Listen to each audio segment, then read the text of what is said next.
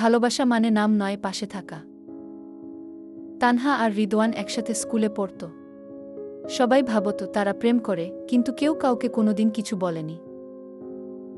তাদের মাঝে ছিল শুধু বোঝাপড়া, হালকা হাসি আর পাশে থাকার এক অদৃশ্য প্রতিশ্রুতি।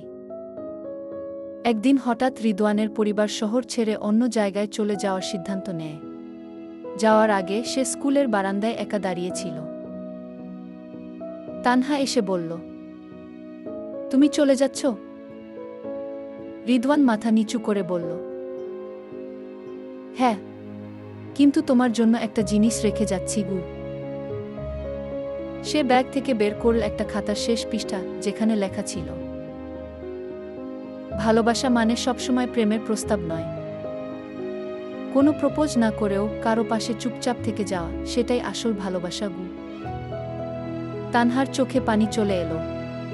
সে ধীরে বলল, তাহলে আমরা কি একে অপরকে ভালোবাসতাম?